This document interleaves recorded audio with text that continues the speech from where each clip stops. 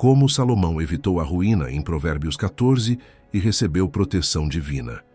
E se o que você chama de avanço fosse, na verdade, um desvio com vista bonita? Provérbios 14 rasga o véu das decisões que parecem corretas por alguns metros e revelam adiante um barranco. Aqui a proteção divina não é um escudo mágico contra todas as quedas. É luz suficiente para você enxergar o chão, ajustar o passo e escolher o lado seguro quando a estrada bifurca. Este capítulo nos convida a testar o brilho do momento, trocar pressa por prudência e instalar um filtro que separa impulso de convicção. O objetivo é simples e decisivo: evitar a ruína silenciosa e andar sob um cuidado que se traduz em escolhas melhores, relacionamentos mais firmes e uma consciência que dorme em paz. O falso nascer do sol. Alguns caminhos começam como manhã de verão. Luz dourada, ar leve, promessas no horizonte. Provérbios 14 adverte que esse brilho inicial pode ser miragem. Há decisões que seduzem porque oferecem alívio rápido, aplauso imediato, respostas fáceis. Mas o teste não é o amanhecer, é o entardecer. O que hoje parece certo resiste quando repetido por semanas. Sustenta sua paz quando ninguém está vendo? Honra a verdade quando a plateia muda? O falso nascer do sol encanta o olhar e anestesia o juízo. Ele se alimenta de pressa, de vaidade ferida, de medo de ficar para trás. Você se sente vivo porque tudo acelera, mas sem perceber, começa a negociar o que ontem era inegociável. Um atalho aqui, uma meia-verdade ali, um silêncio conveniente acolá. A estrada continua lisa por alguns quilômetros e, justamente por isso, a consciência relaxa. É nesse relaxamento que as primeiras trincas aparecem. Promessas vagas, finanças sem clareza e irritação que vira rotina, uma leve alergia à correção. Sinais pequenos, mas consistentes, de que o sol talvez seja só reflexo na água. A sabedoria de Provérbios 14 não demoniza começos promissores. Ela pede exame. Antes de selar o rumo, traga a decisão para a luz do tempo. Se a escolha precisar de segredo para parecer boa, ela já respondeu por si. Se exigir que você seja uma pessoa em público e outra no privado, ela já apontou o precipício. O falso nascer do sol exige plateia. A verdadeira manhã dispensa aplausos. O caminho seguro não precisa de exagero para se justificar. Ele sustenta perguntas duras, suporta o ritmo do pouco a pouco, permite que conselheiros honestos testem a estrutura. Quando você troca o encanto do instante pela consistência do processo, o sol deixa de ser pintura no céu e vira luz sobre o chão. Você enxerga não apenas onde quer chegar, mas o que precisa deixar para trás, a opinião que te governa, a comparação que te adoece, a facilidade que te vende. Talvez hoje você esteja encantado por uma proposta, um relacionamento, um plano que soa perfeito. Antes de avançar, faça o gesto simples que salva. Pare um pouco, escute a palavra, convide a correção de quem te ama. Descreva por escrito o que essa escolha te custará quando a euforia passar. Se depois disso a paz permanecer, caminhe. Se a paz fugir, agradeça a Deus por ter mostrado cedo. O falso nascer do sol devolve calor, mas rouba norte. A manhã verdadeira, às vezes menos brilhante, entrega a direção. É com ela que se edifica uma casa, se protege um coração e se guarda um futuro. A sapata do arquiteto. Antes de levantar paredes, o arquiteto cava. Quem olha de fora acha desperdício, tanto esforço para esconder concreto no chão. Mas é ali, na sapata invisível, que a casa decide se vai suportar peso, vento, tempo e gente. Provérbios 14 nos chama para essa engenharia moral. Sabedoria não começa decorando os cômodos da vida com frases bonitas, começa consolidando fundamentos que ninguém aplaude. O tolo corre para o acabamento, porque o acabamento rende foto. O prudente investe no que não aparece, porque o que não aparece sustenta tudo. A ruína quase sempre é uma queda de estrutura, não de fachada. E a proteção divina, neste capítulo, se manifesta como luz para cavar no lugar certo, na profundidade certa, com o material certo. A primeira sapata é a verdade. Não a verdade como arma para humilhar, mas como prumo para alinhar. Sem prumo, a parede até sobe, mas entorta, e o telhado mais cedo ou mais tarde cede. Verdade praticada é compromisso de dizer e viver o que é, ainda que isso atrase o cronograma do ego. Quer responder perguntas difíceis antes que a vida as imponha. O que eu realmente quero construir? Por que eu quero isso? Quem eu me torno no processo? Quais limites eu me recuso a ultrapassar, mesmo que ninguém veja? Quando essas respostas descem ao concreto, você suporta pressões que derrubam quem construiu em areia de opinião e vaidade. A segunda sapata é a humildade, esse ferro que amarra tudo. Humildade não é diminuir-se, é reconhecer limites, pedir conselhos, aceitar correções, ajustar rotas. Em Provérbios 14, o sábio aprende, o zombador não encontra nada. O zombador sobe paredes sobre solo fofo, porque não admite que o terreno precisa ser compactado. O sábio escuta a experiência de quem já enfrentou vento e chuva e, por isso, cava mais fundo. É a humildade que permite trocar tijolos depressa por pilares de prudência.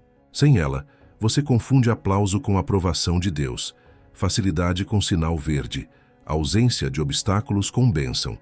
Com ela, você separa caminho bom de caminho fácil, rastro de brilho de rastro de substância. A terceira sapata é a coerência entre casa pública e casa privada. Muita construção desaba não pela tempestade, mas pela tensão entre o que a casa parece e o que ela é. O esforço para sustentar cenários consome o cimento da convicção. Provérbios 14 desativa esse risco ao insistir no temor do Senhor como alicerce, não pavor, mas alinhamento. Quando você constrói para Deus antes de construir para a gente, o projeto aguenta a auditória, porque foi desenhado sob olhos que veem tudo.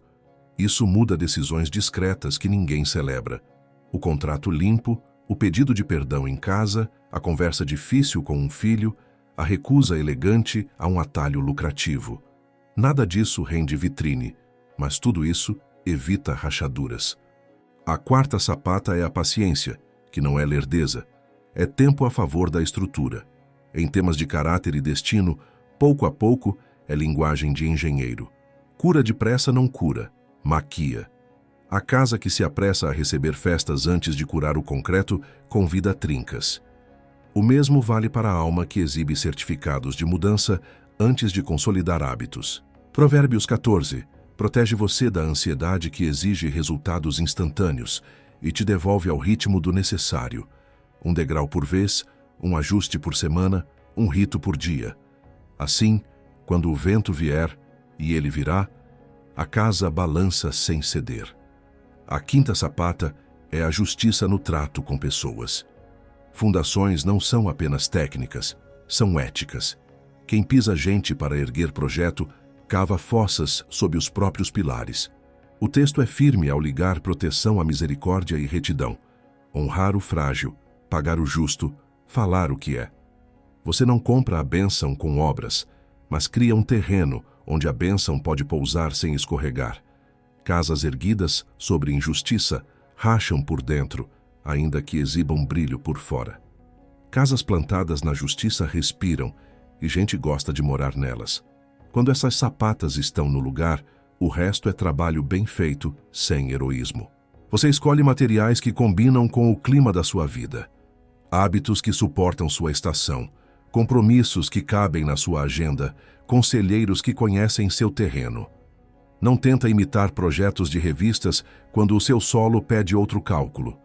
Não antecipa andares que não poderá sustentar.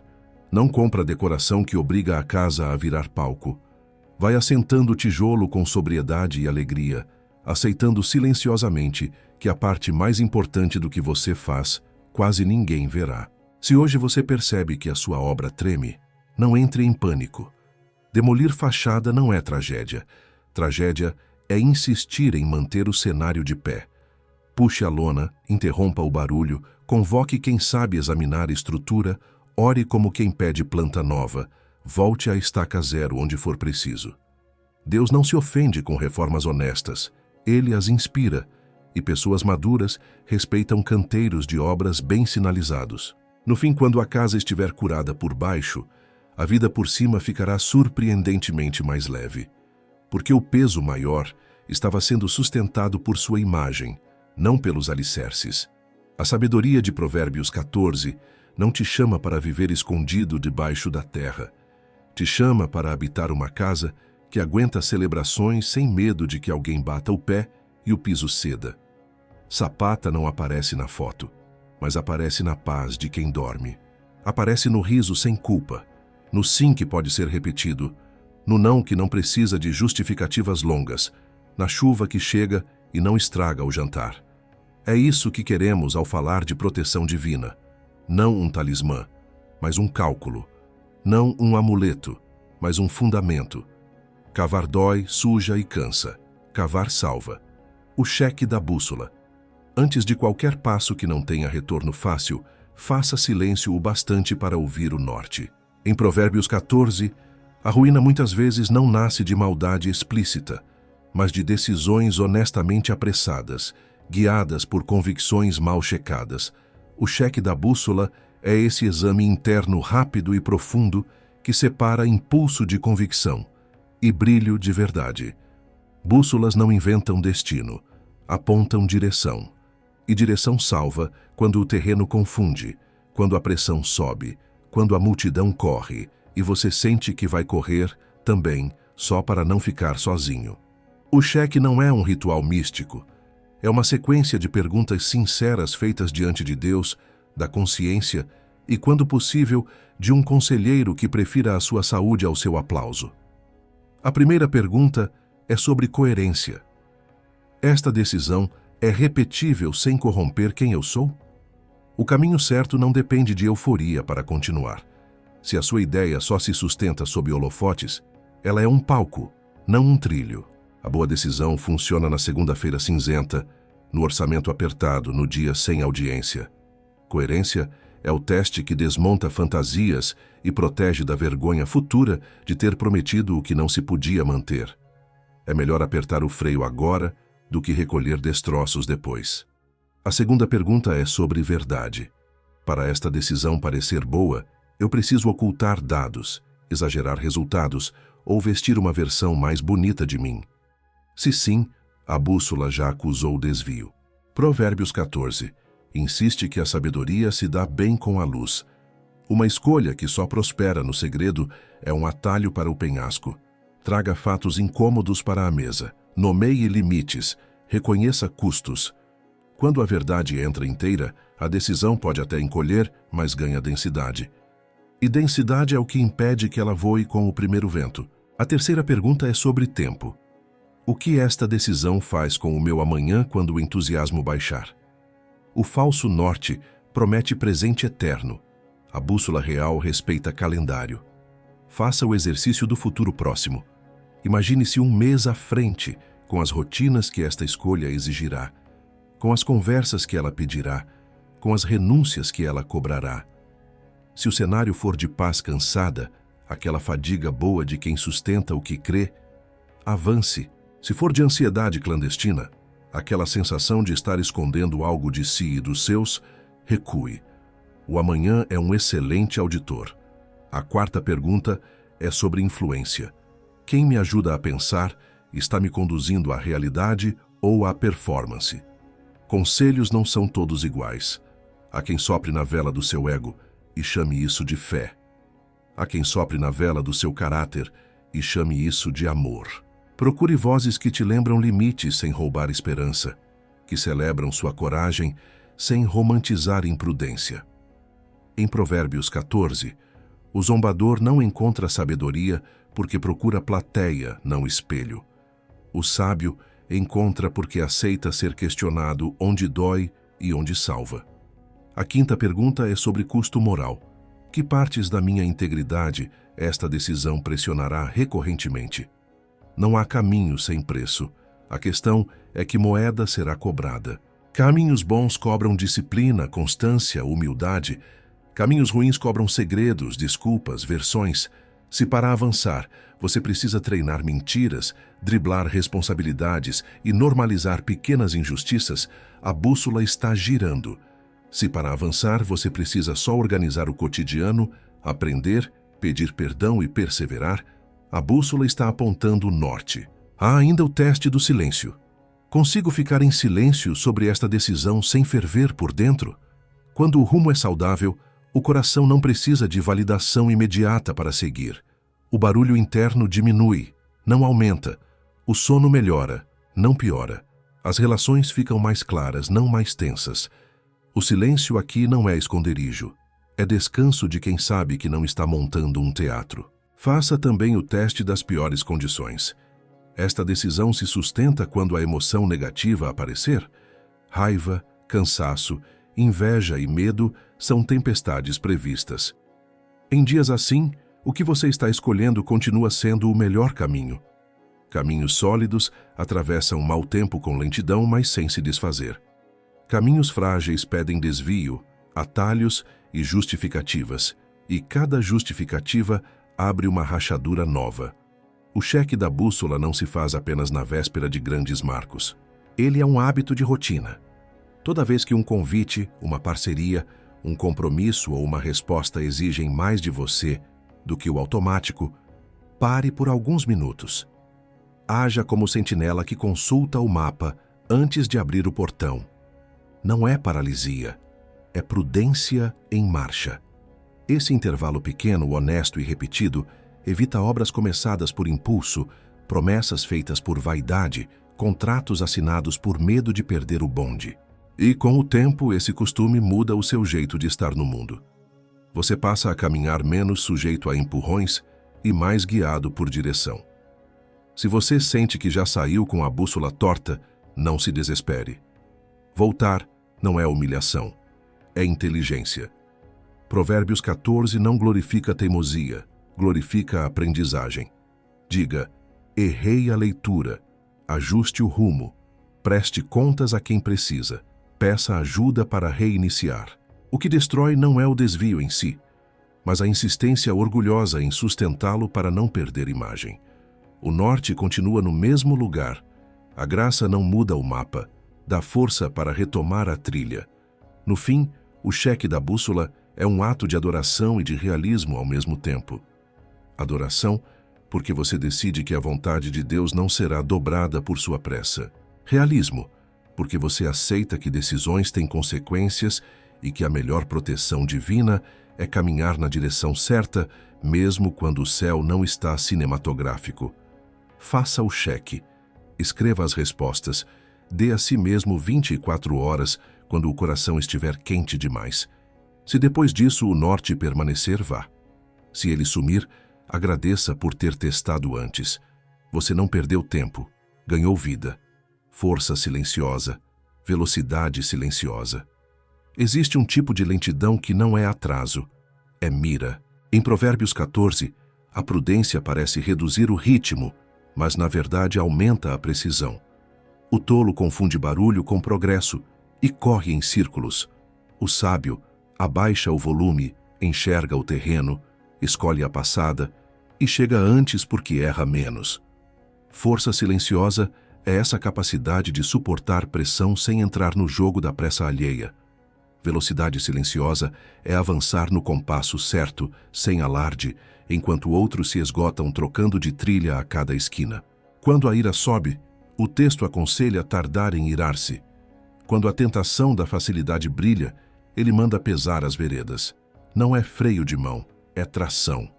Você desacelera por segundos para ganhar aderência e, então, sobe a ladeira sem patinar.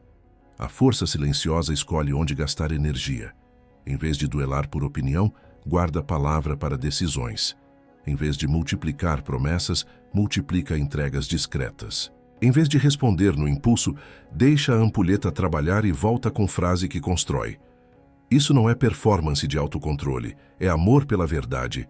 Quem precisa provar força o tempo todo vive refém da plateia. Quem cultiva força silenciosa vive diante de Deus e isso basta. A alma para de pedir fogos e passa a desejar chão. E chão dá pressa boa.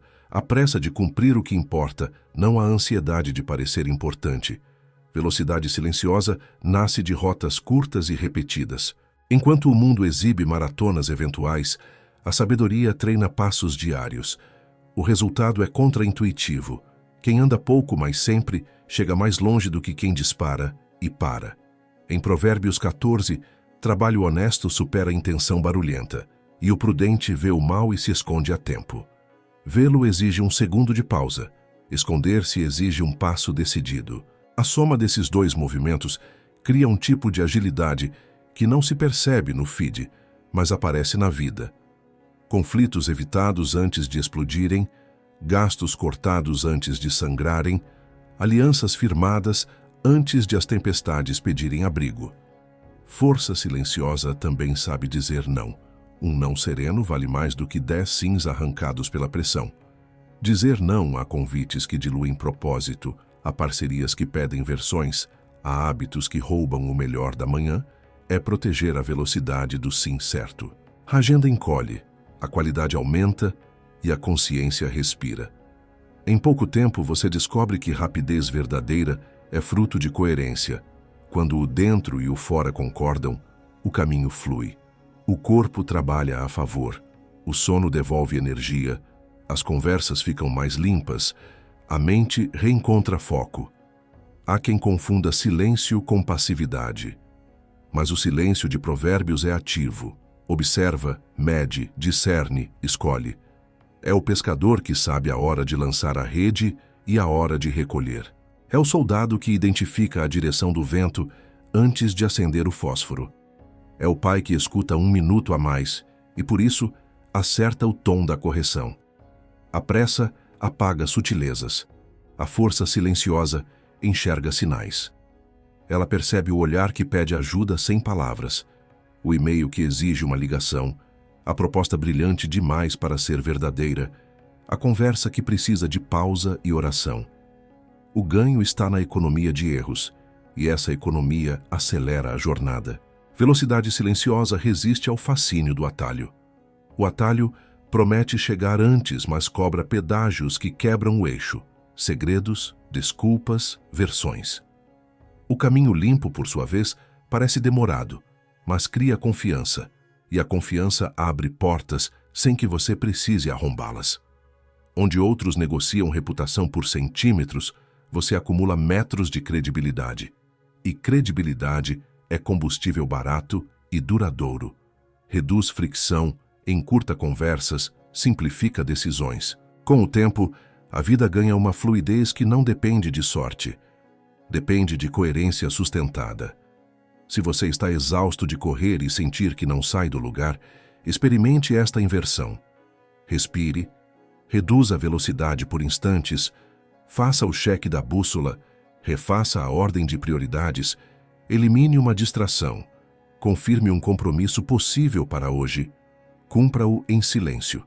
Depois, repita. A força silenciosa não aparece no primeiro dia, mas no 10º. A velocidade silenciosa não surge na primeira semana, mas no primeiro mês, quando perceber o que parecia lentidão era estratégia, o que parecia atraso era mira, o que parecia pouca coisa era o passo certo no terreno certo, e as quedas que levariam meses para consertar sequer aconteceram. O eco dos motivos. Toda decisão leva a sua assinatura por dentro. Mesmo quando o gesto parece correto, ele carrega um som de fundo, o motivo, que cedo ou tarde vaza pelas frestas. Provérbios 14 desmonta a ilusão de que basta fazer o certo de forma técnica. Ele nos chama a perguntar por que fazemos o que fazemos. Quem anda em retidão, diz o texto, teme ao Senhor, mas quem desvia os caminhos o despreza, ainda que mantenha a coreografia externa. O motivo é o maestro silencioso que rege escolhas, tons e tempos. Ele decide se o seu sim é serviço ou autopromoção, se o seu não é prudência ou medo, se a sua pressa é diligência ou vaidade. E porque motivos ecoam, o mundo acaba ouvindo, na voz, no olhar, no modo como você trata quem não tem nada a oferecer em troca. O eco aparece primeiro na linguagem. A pessoa que serve para ser vista fala alto sobre o próprio sacrifício. Quem serve por amor, fala baixo e termina rápido. O zombador, citado em Provérbios 14, procura sabedoria e não a encontra, porque seu motivo não é aprender, é vencer a conversa. O prudente encontra porque busca luz, não palco. O mesmo se vê na correção. Se o motivo é autoproteção, você reage com justificativas extensas e acusações laterais. Se o motivo é verdade e crescimento, você faz perguntas, agradece o ponto cego revelado e ajusta a rota. O conteúdo pode ser idêntico. O motivo muda a música. Motivos também moldam ritmo. Há trabalhos que parecem diligência, mas são fuga. Enchemos a agenda para não encarar a conversa que importa. Multiplicamos tarefas para evitar a oração que nos exporia a nós mesmos. Por outro lado, há pausas que parecem preguiça e são sabedoria. O intervalo que preserva a justiça de uma decisão, o repouso que devolve a lucidez necessária para tratar pessoas como fim e não como meio. Em Provérbios 14, o labor produz lucro, mas não qualquer labor. O que nasce de motivos limpos. O trabalho que brota de inveja apodrece a alegria. O que brota de vocação devolve ao corpo o sono que descansa. O motivo governa, ainda, a forma como lidamos com o parece certo do versículo clássico do capítulo. Há caminhos que ao homem parecem direitos, mas o fim são caminhos de morte. Por que nos enganam? Porque se alinham ao desejo de provar algo para alguém, de compensar uma ferida antiga, de manter uma imagem que rende aprovação. Caminhos assim soam afinados com a necessidade do ego, e por isso a consciência anestesiada chama de paz, o que é apenas alívio temporário. Quando o motivo muda, quando agir nasce do temor do Senhor e do cuidado com o próximo, o mesmo cenário é lido com outros olhos. O atalho deixa de ser tentador porque o preço, de repente, fica nítido. Você teria de negociar a verdade, treinar desculpas, sustentar versões. Não compensa. Motivos corretos não tornam a vida fácil, tornam a vida íntegra. O eco dessa integridade se ouve nos corredores. Como você fala de quem não está presente, como trata gente sem utilidade, como reage ao elogio e à crítica. Quem faz o bem para ser visto se irrita quando não há plateia. Quem faz o bem porque ama permanece quando as luzes baixam. Motivos limpos também tornam a generosidade outra coisa que não performance. Em Provérbios 14, honrar o pobre é honrar o autor da vida. Se o motivo é imagem, você dá para ser notado. Se é gratidão, você reparte sem transformar a dor do outro em cenário para a sua virtude. E esse eco volta para casa em forma de paz. Há um teste simples para reconhecer o que ecoa nos seus atos.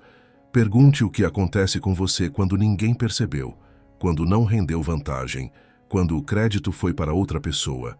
Se o seu coração se revolta, talvez o motivo não fosse o bem, mas o brilho. Se você consegue agradecer e seguir fiel, o motivo está mais perto do amor do que da vaidade. Outro teste. Observe como você lida com atrasos, contratempos e portas fechadas. Motivos impuros tratam obstáculos como ofensa pessoal e desistem ou estouram. Motivos alinhados tratam obstáculos como sinalização e ajustam, insistem, recomeçam sem drama. O eco do motivo aparece no timbre do recomeço. Motivos também podem ser convertidos. Ninguém começa puro. A boa notícia de Provérbios 14 é que a sabedoria está disponível para quem a busca com sinceridade. Motivos se reeducam quando são trazidos à luz, confessados, submetidos ao exame de Deus e de gente confiável. O que era necessidade de aprovação vira zelo por fazer o certo.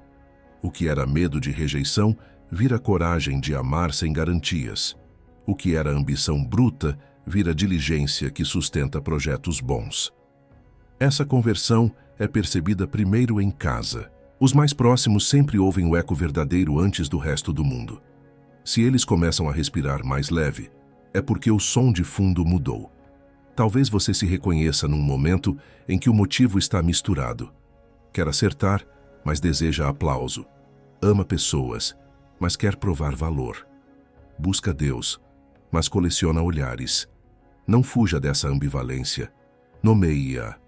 O coração diz o mesmo capítulo, conhece a sua própria amargura e a sua alegria. Traga esse reconhecimento à oração. Peça um desejo novo por trás do desejo. Reordene pequenas práticas.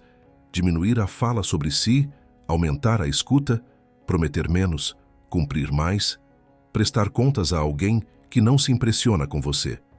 A cada ajuste, o eco muda de frequência. No fim, o eco dos motivos é o que dá textura ao seu caminho.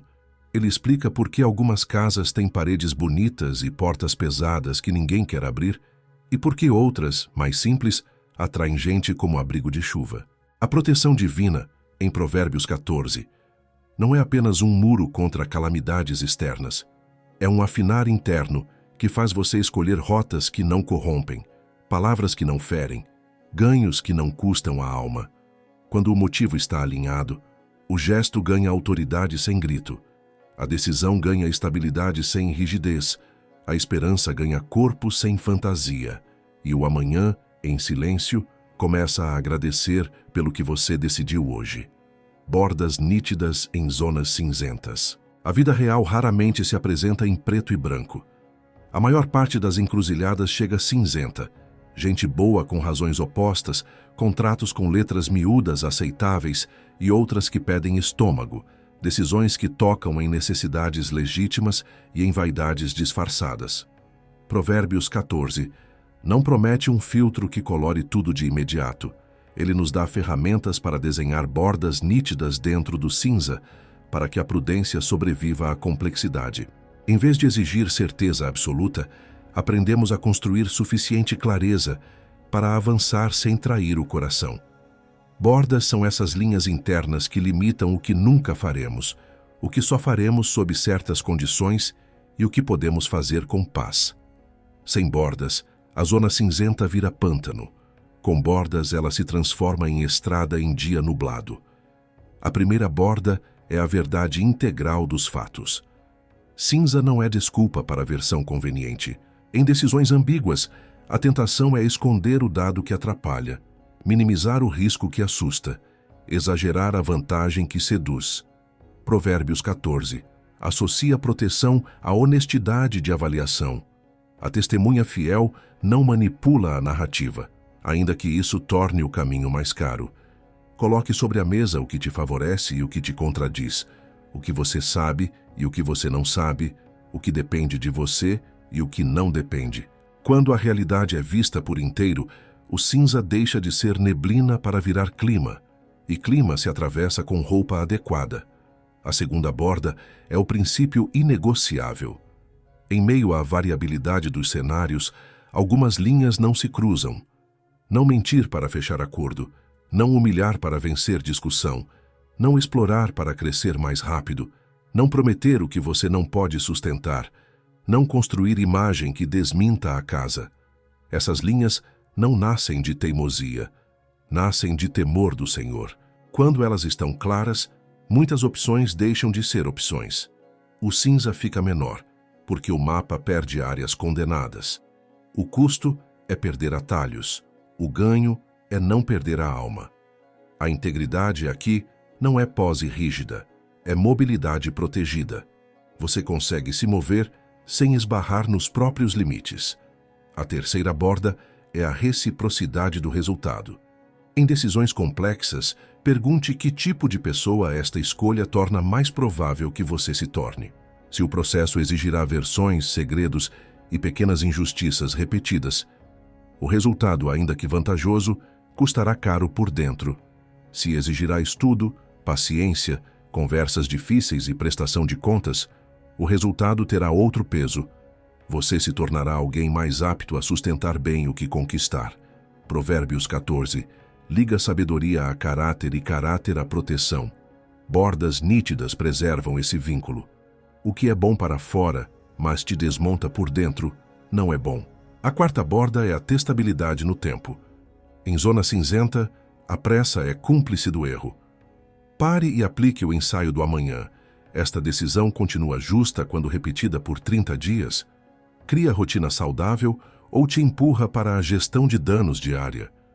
Bordas que respeitam o calendário evitam que você assine contratos com o futuro que o presente não consegue pagar. Se a ideia depende de adrenalina constante ou de plateia fixada, falta borda. Se ela respira na segunda-feira sem espetáculo, há sinal de saúde. A quinta borda é o conselho que não te adula. Cinza pede comunidade. Procure gente que não compra sua versão só porque gosta de você e que não te diminui só porque discorda.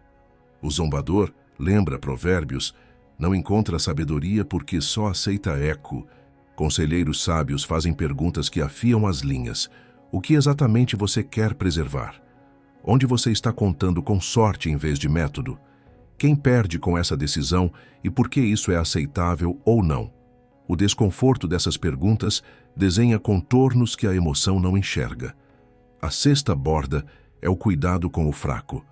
Zonas cinzentas revelam se a nossa ética é estético-moral ou misericordiosa. Em Provérbios 14, honrar o pobre é honrar o autor.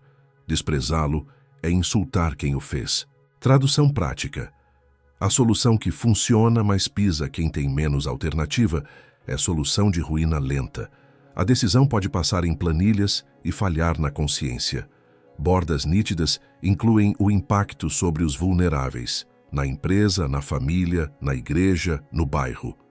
O bem que ignora o fraco não é bem, é reputação maquiada. A sétima borda é a linguagem que você escolhe para nomear o cinza. Palavras criam permissões. Se você chama de jogo o que é mentira, de padrão do mercado o que é injustiça, de temperamento forte o que é grosseria, de jeito meu o que é preguiça, o cinza escurece até virar preto sem que você perceba. Nomeie com exatidão. Erro é erro, custo é custo, risco é risco, limite é limite. Essa precisão corta o pântano e revela onde o pé afunda. É mais cansativo no início, é libertador no caminho. Há, por fim, a borda do descanso. Depois de percorrer os fatos, reafirmar princípios, ouvir conselhos, considerar o fraco, nomear com precisão e testar no tempo, pergunte se sua alma consegue estar quieta diante de Deus com a escolha feita. Não é a quietude da autossugestão, é a paz que sobrevive à ausência de aplausos. Se a paz vem, ainda que com temor, avance. Se a paz foge, ainda que com todas as justificativas alinhadas, recuse. Provérbios 14. Não romantiza o discernimento, mas reconhece que o Espírito Santo não terceiriza a nossa consciência. Ele a educa. E uma consciência educada percebe no peito quando as bordas estão bem traçadas.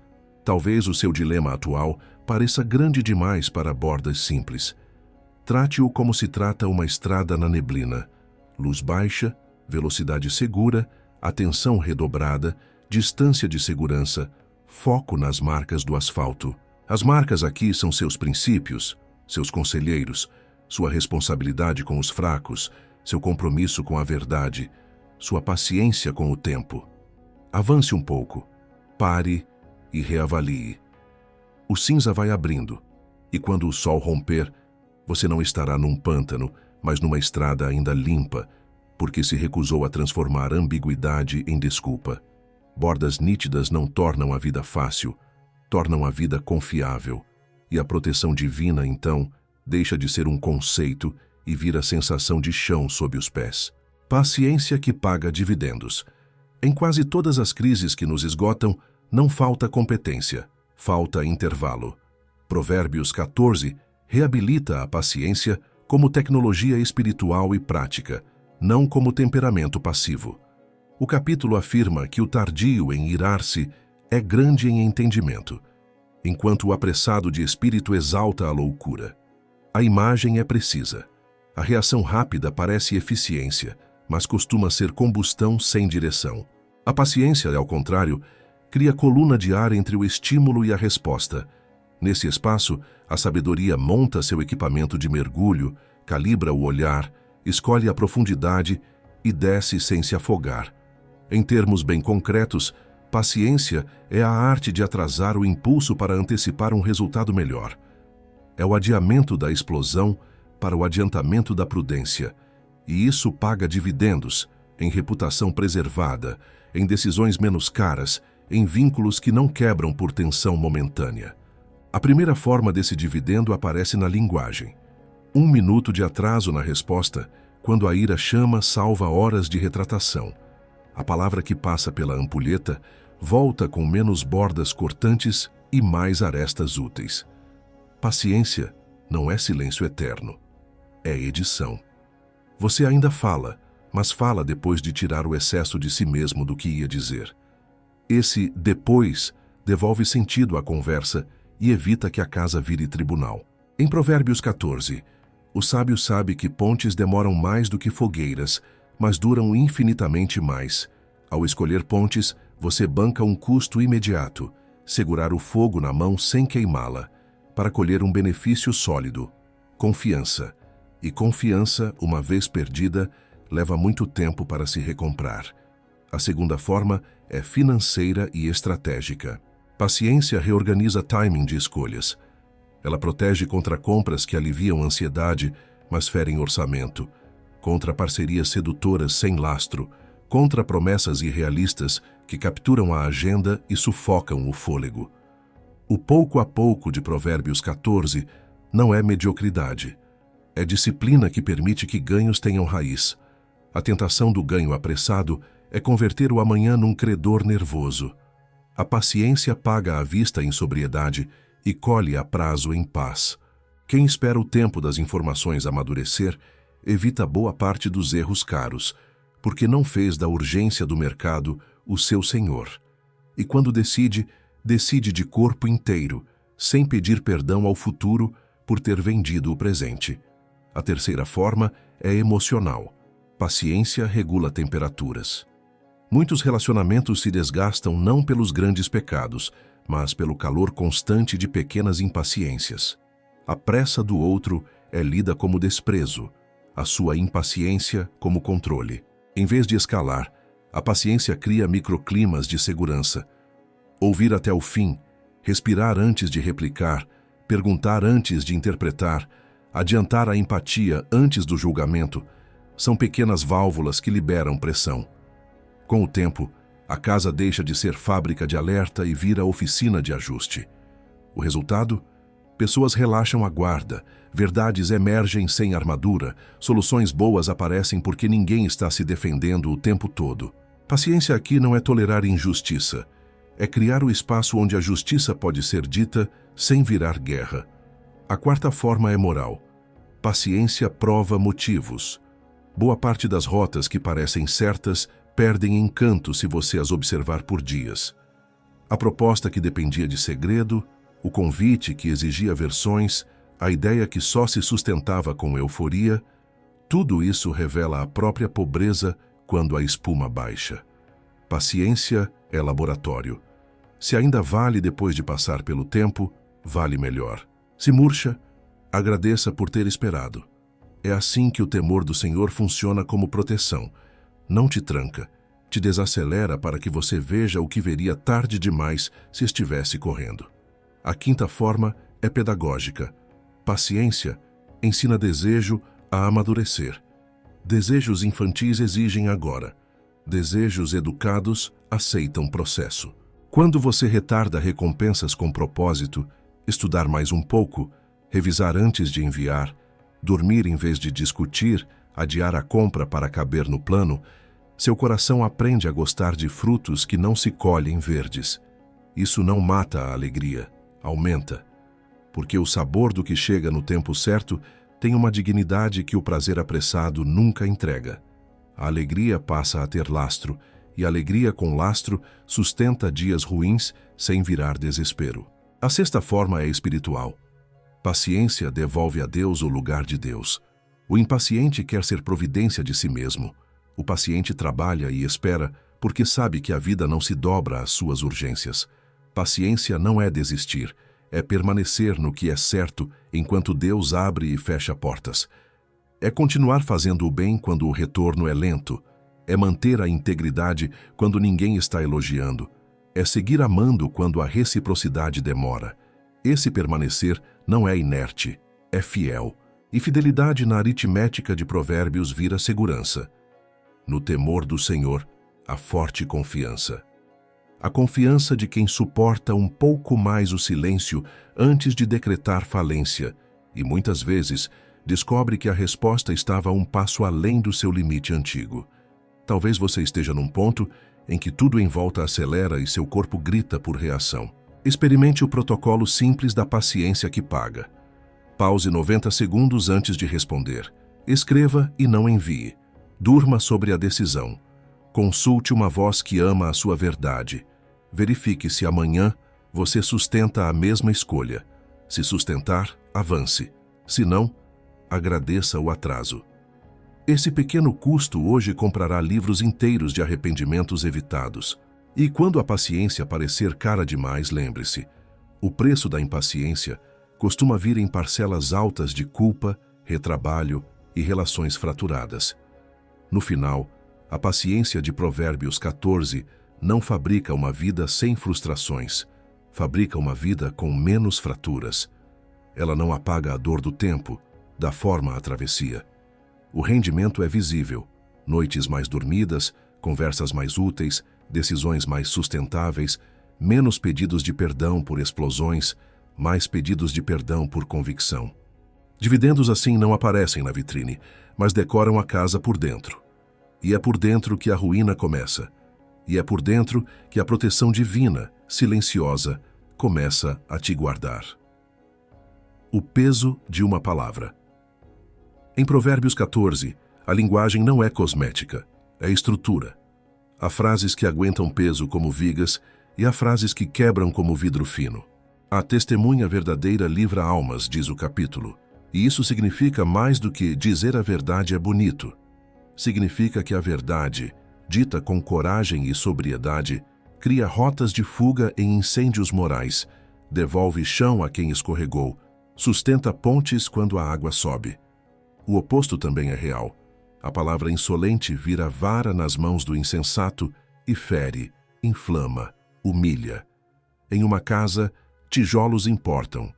No caráter, as palavras são esses tijolos. O que você fala e como você fala decide se sua história terá paredes que suportam tempestade ou cenários de papel que desabam na primeira ventania. O peso de uma palavra começa no compromisso com o fato. A testemunha que exagera para o bem já não serve ao bem, serve à sua narrativa. Em decisões tensas, a tentação é ajustar detalhes para caber no final que queremos. A sabedoria de Provérbios resiste a esse impulso e escolhe o aço da exatidão, dizer o que é, sem floreio que favoreça um lado, sem ocultar o dado que ameaça nosso orgulho. Quem já viu um prédio trincado sabe, o acabamento pode estar impecável, mas se a viga veio com defeito, mais cedo ou mais tarde o teto desce. Na vida, a viga é a verdade. Quando você a respeita, talvez a obra demore mais, mas a casa fica habitável. O peso de uma palavra também está no seu tempo. Há verdades que, se ditas cedo demais, viram violência. Se ditas tarde demais, viram omissão. Entre os extremos, a prudência encontra a hora em que o outro pode ouvir sem se armar, e você pode falar sem se vingar. O tardio em irar-se, de Provérbios 14, não é quem engole tudo, é quem aprende a esperar o momento em que a verdade terá a melhor chance de produzir transformação. O teste é simples e severo. Eu quero restaurar ou quero vencer? Se o desejo secreto é vencer, cale-se até que o coração mude de intenção. A mesma frase pronunciada com sede de restauração ganha o peso certo. Não cai como martelo, assenta-se como pedra. Há ainda o peso da utilidade. Palavras inúteis ocupam espaço e criam ruído. O simples dá crédito a toda a palavra, e por isso se confunde. O prudente pesa o que ouve e o que diz. A pergunta silenciosa que antecede cada fala deveria ser: esta palavra empurra alguém um passo para o bem? Se a resposta for não, ela provavelmente é vaidade, defesa, exibicionismo ou medo. O silêncio, nesses casos, não é covardia, é engenharia. Toda obra precisa de áreas de respiro para não rachar. Em conversas, o espaço entre frases é onde a consciência respira. Reduzir ruído não empobrece relações, as aprofunda. Outro aspecto do peso: o alcance. Em dias de microfones permanentes, Uma frase pode atravessar cidades em minutos e voltar distorcida, ferindo quem você nem conhece. Provérbios 14 sugere um antídoto antigo e atual. Responsabilize-se pelo que você solta no ar. Se não diria num quarto com as portas abertas, não publique. Se precisa de sarcasmo para parecer verdadeira, não está pronta. Se humilha para ser engraçada, é cara demais. A língua que preserva, diz o capítulo, é a dos sábios, e sabedoria nunca confunde aplauso com valor. A palavra que vale é a que você sustentaria olhando nos olhos de quem foi atingido por ela. O peso de uma palavra também se mede pelo que ela custa a você. Verdade dita com amor cobra preço. Exige que você também se submeta ao mesmo padrão que usa para falar com o outro. Quem acusa sem examinar a si mesmo, transfere peso, não sustenta. Em casa, isso é nítido. Pais que pedem respeito sem respeitar, líderes que exigem transparência sem prestar contas, cônjuges que cobram fidelidade à rotina enquanto negociam seus próprios compromissos, geram uma arquitetura instável. A palavra correta, em Provérbios 14, nasce de um coração que teme a Deus, isto é, que se alinha antes de alinhar o mundo. Esse temor coloca reforço nas colunas invisíveis. Você fala porque obedece, não porque precisa se provar. Existe também o peso do consolo. Nem toda palavra forte é dura. Algumas são firmes e macias como travesseiro bom. Sustentam a cabeça cansada sem afundar. Em dias de osso doído, e o capítulo fala de ossos apodrecidos pela inveja, a fala que cura não alimenta comparação, mas devolve foco ao que é possível, lembra pequenas fidelidades, empresta esperança com prazo. Consolar não é mentir sobre a dor, nem reduzi-la à frase de efeito. É colocar uma mão na escápula e dizer, eu estou aqui, e há um caminho. Isso reconstrói mais do que discursos heróicos. Como todo material de carga, palavras precisam de manutenção. Quando você erra, e vai errar, a reparação mais robusta é começar pela própria língua, reconhecer sem rodapés, pedir perdão cedo, nomear o dano, oferecer passos concretos de reparo. Uma retratação verdadeira é um pilar novo no lugar do antigo que cedeu. Evita que uma trinca vire colapso. E, com o tempo, reforça a mensagem de que nesta casa se erra, mas se conserta. Nesta mesa se fala, mas se escuta. Nesta família, as palavras não são munição, são ferramentas. Se hoje sua fala anda leve demais para o peso que carrega, retorne ao canteiro. Instale 3 checagens rápidas: verdade integral, intenção de restaurar, hora oportuna. Se uma delas falhar, segure. Se as 3 estiverem alinhadas, fale. Curto, claro, sem teatralidade. A proteção divina, aqui, se mostra como paz depois da conversa, não como explosão durante.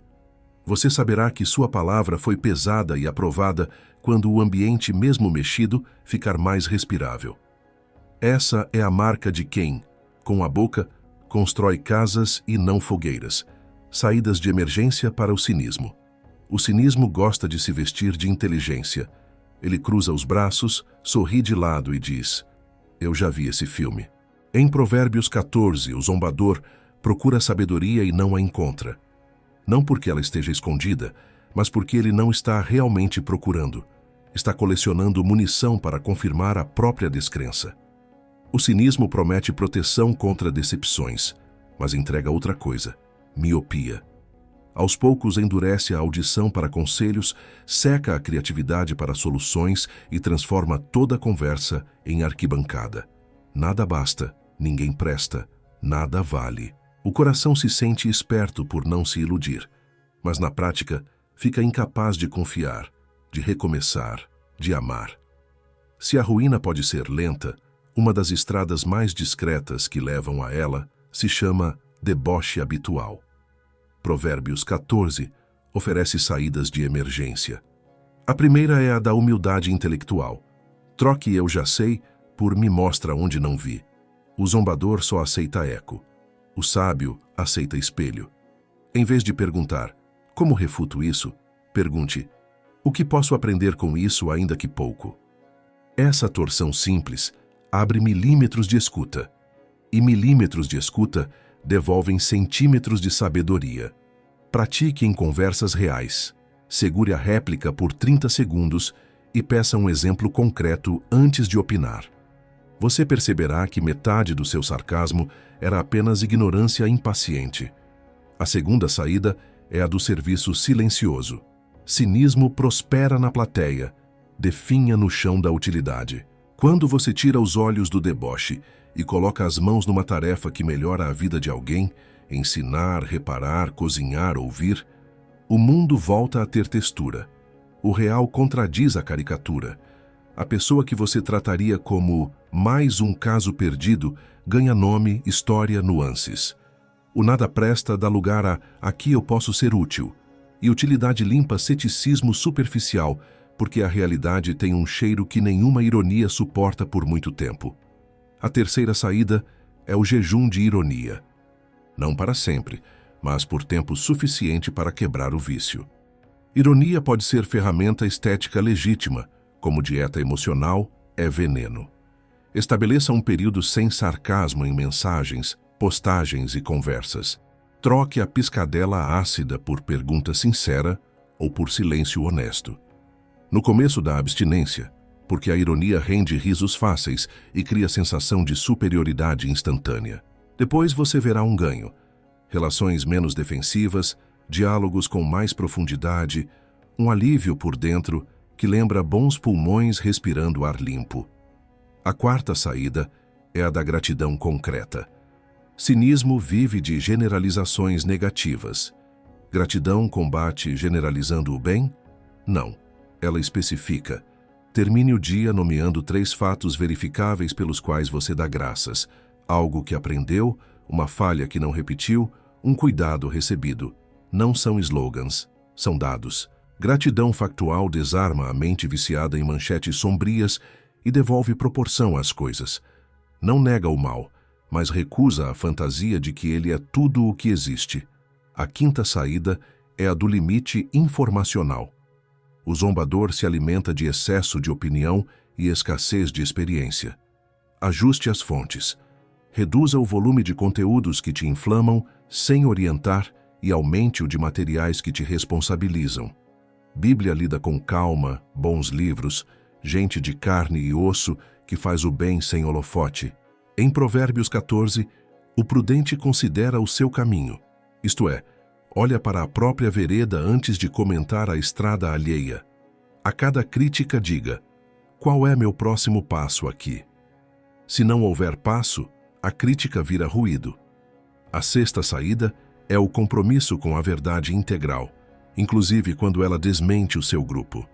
Cinismo é muitas vezes tribal, defendemos os nossos com filtros e atacamos os outros sem nuance.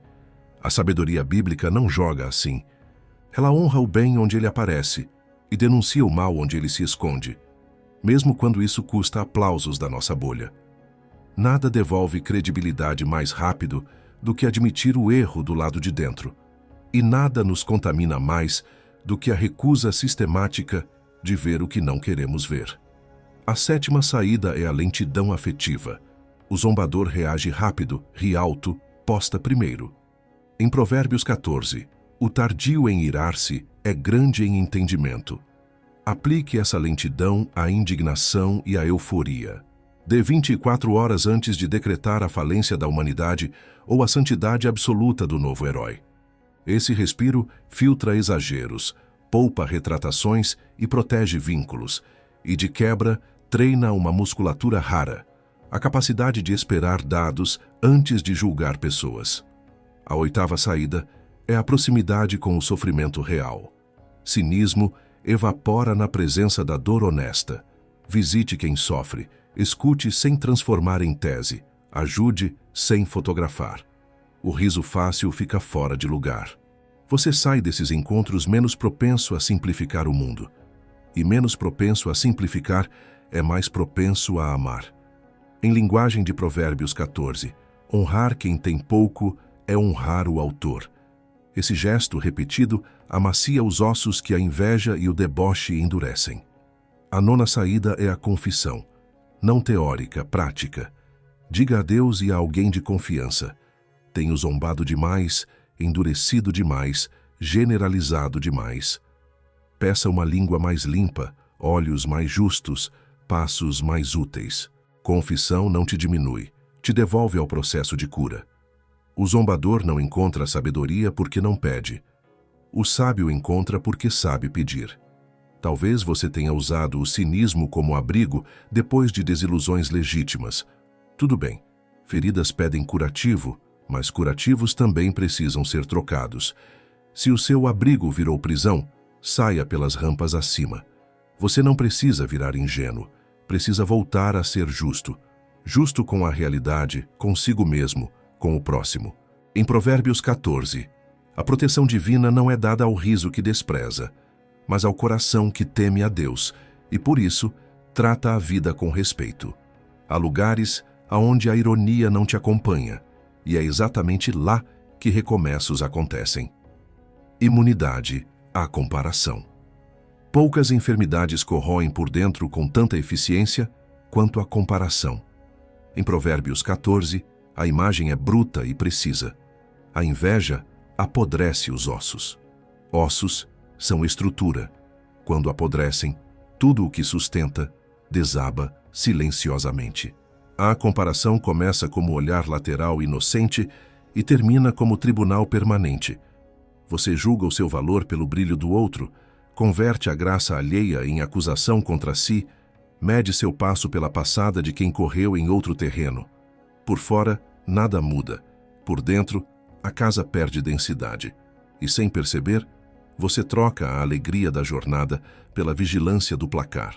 A vida vira uma cabine de controle de likes invisíveis, e cada avanço seu perde sabor porque, inevitavelmente, alguém fez mais, antes ou melhor. A sabedoria de Provérbios 14 oferece uma cura que se parece com vacinação. Pequenas doses de verdade administradas com regularidade para imunizar contra surtos de comparação. A primeira dose é a mudança do referencial. Quem compara vive a partir do espelho do vizinho. Quem se cura adota métricas internas. Pergunte-se: estou mais fiel hoje do que ontem ao que creio? Minhas palavras estão mais congruentes com meus valores? Entreguei o que prometi quando ninguém estava olhando. A régua deixa de ser quem eu supero e passa a ser quem eu me torno. Essa troca não é autoindulgência, é realidade. Só você conhece suas sombras, seu solo, seu histórico. Só você pode medir progresso em centímetros que o feed não vê. E é esse progresso invisível que, somado, cria ossos fortes. A segunda dose é a conversão da admiração. A inveja tenta transformar a conquista do outro em sentença contra você. Se ele tem, eu valho menos. A imunidade transforma a mesma cena em escola. O que posso aprender aqui? A admiração madura é laboratório. Não nega o talento alheio, mas recusa traduzir talento em ameaça. Em Provérbios, o sábio busca conhecimento, o zombador, munição. Escolha a primeira rota. Em vez de criticar para aliviar, estude para crescer. Pergunte-se que processos sustentam o resultado que você inveja. Quase sempre há disciplina, correção aceita, paciência, uma série de pequenos nãos. Essa descoberta desromantiza o sucesso e o devolve ao campo onde você também pode agir. A terceira dose é a reconciliação com o próprio ritmo. Comparação é cruel porque ignora calendários. O terreno de cada um tem clima e estação. O fruto do outro chegou agora porque o seu inverno foi antes. O seu virá noutra época se você cuidar da árvore. Em Provérbios 14, há um elogio constante ao pouco a pouco e ao tardar em irar-se. Imunidade aqui significa escolher constância sobre espetáculo. Você instala ritos, protege prioridades, trabalha sem barulho. Enquanto isso, a comparação tenta te apressar com frases como: você está ficando para trás. Atrase a resposta, respire, volte à sua bússola. O que é seu não precisa atropelar ninguém para chegar. E quando chegar, terá raiz para sustentar alegria que não precisa de plateia para existir. A quarta dose é ética, Honrar o bem onde ele aparece, inclusive fora da sua tribo. Inveja é sectária. Ela gosta de enaltecer o que vem dos nossos e diminuir o que vem dos outros, mesmo quando a realidade contradiz o preconceito. Provérbios 14 não joga esse jogo. Ele nos lembra que honrar quem tem pouco é honrar o autor. Logo, o bem deve ser celebrado onde quer que surja. Quando você escolhe agradecer por talentos alheios, a alma desaperta. Você deixa de carregar a absurda tarefa de ser o melhor em tudo e volta a ser humano, parte de um corpo maior, onde a graça de um serve a muitos. O ambiente, então, deixa de ser arena e vira mesa. Cada um traz algo, todos comem melhor.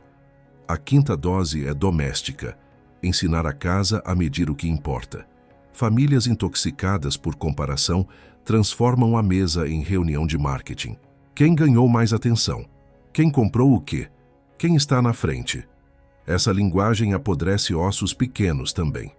Antídoto: recapitular esforços, não apenas resultados, celebrar pequenas fidelidades, não apenas vitórias vistosas, agradecer o silêncio de quem sustentou bastidores, não apenas o discurso de quem ocupou o microfone. Quando crianças crescem vendo louvor ao trabalho honesto, a bondade persistente e a verdade dita com mansidão, aprendem que valor não se mede por holofote. Ossos novos crescem mais fortes. A sexta dose é a higiene do olhar nas redes. Não é preciso demonizar telas, é preciso domesticar o uso. A comparação digital opera por recortes. Você assiste pontos altos alheios editados por algoritmos e compara com seus bastidores sem edição. A conta nunca fecha. Imunidade prática. Reduza exposições que inflamam e aumente exposições que edificam. Siga gente que te responsabiliza mais do que te provoca inveja. Busque conteúdo que te ensina a viver melhor em vez de apenas te entreter com vidas alheias. E, em intervalos regulares, faça jejum de feed para restaurar a audição das coisas pequenas. O texto que te visitou, a conversa que te ajustou, o trabalho que te alimentou, a oração que te realinhou. Sem esse retorno ao chão, os ossos começam a ranger sem que você perceba. A sétima dose é a prática deliberada da generosidade. A inveja retém, a generosidade abre. Quando você reparte tempo, atenção, recursos e oportunidades, o coração aprende uma nova gramática, a abundância de nós em vez da escassez de eu contra eles. Em Provérbios 14, honrar o frágil é marca de quem teme a Deus, e esse temor funciona como fortaleza. Fortalezas internas desativam a sirene da comparação. Você se descobre liberto para celebrar o outro porque não está ameaçado por ele. A casa toda ganha esse ar. Elogios deixam de ter gosto de areia, convites deixam de parecer competição, projetos viram parcerias possíveis. A oitava dose é teológica. Lembrar-se de que a fonte da identidade não é o resultado, é o autor. A comparação pergunta incessantemente quanto vale. A sabedoria responde: de quem você é? Quando a identidade está ancorada nesse temor que alinha, ganhos e perdas perdem poder de definir o seu nome. Você trabalha com excelência pelo amor ao bem, e não para garantir um sobrenome que aplauda. Isso não apaga ambições, converte ambições. Elas deixam de ser fome de aplauso e viram desejo de frutificar. E fruto, por definição, serve. Onde há serviço, a comparação perde campo. Talvez hoje você sinta os ossos doloridos de tanto se medir por olhos que não dormem. Reconheça o sintoma sem se envergonhar. É humano. Depois, aplique o protocolo simples da imunidade. Relacione 3 métricas internas que te importam de verdade e avalie a semana por elas. Escolha uma pessoa que te desperta inveja e transforme essa energia em estudo. O que do processo dela você pode incorporar com fidelidade ao seu chamado? Faça um gesto concreto de generosidade que contraria a lógica da disputa. Diminua um canal que acende comparação e aumente um que nutre responsabilidade. Ore pedindo a cura dos ossos. Devolve-me a alegria do que é meu para viver e a gratidão pelo que é do outro para eu aprender. Com o tempo, os sinais de cura ficam perceptíveis. A alegria volta sem precisar de justificativas. O trabalho rende descanso em vez de ansiedade. Os elogios alheios produzem sorriso verdadeiro e os próprios avanços recuperam sabor. Provérbios 14, então, cumpre sua promessa de proteção. Não uma redoma contra notícias do mundo, mas um esqueleto fortalecido por dentro. Com ossos firmes, a casa aguenta mais peso, a caminhada pega ritmo próprio, e o olhar volta a encarar a estrada, não o retrovisor do vizinho. A imunidade à comparação não te isola, te liberta para amar, aprender e produzir no compasso certo da graça. Trabalho que dorme bem. Há um tipo de esforço que, ao fim do dia, deita com você e não te deixa dormir. É o trabalho inflado de promessa e vazio de entrega. Provérbios 14 oferece o antídoto em linguagem simples e severa. Em todo trabalho há proveito, meras palavras levam à penúria. O capítulo não desdenha ideias, mas denuncia a ilusão de que intenção se confunde com obra. Falar sobre planos produz uma euforia breve. Praticá-los, ainda que aos tropeços, produz descanso. O descanso da cabeça no travesseiro não vem de agendas lotadas nem de discursos bem aceitos. Vem da consciência que sabe ter feito o que cabia, com integridade, no ritmo possível, sob a luz do temor do Senhor. Trabalho que dorme bem começa antes do expediente. Nasce da prioridade escolhida e protegida. Quando o dia tem um eixo, o resto gira sem vertigem. Você decide o que é inegociável, o que precisa sair de suas mãos hoje, e submete o restante a essa verdade. A prudência de Provérbios 14 não é uma planilha fria, é uma espiritualidade prática. O temor do Senhor como bússola, a honestidade como método, a diligência como cadência. Assim, a tarefa não vira ídolo e também não vira bode expiatório. Ela se torna serviço. O coração para de buscar aplausos e passa a buscar precisão. E precisão, no mundo real, não é perfeição. É cumprir a função com o melhor disponível, sem teatralidade. Trabalho que dorme bem, aceita o custo da obra.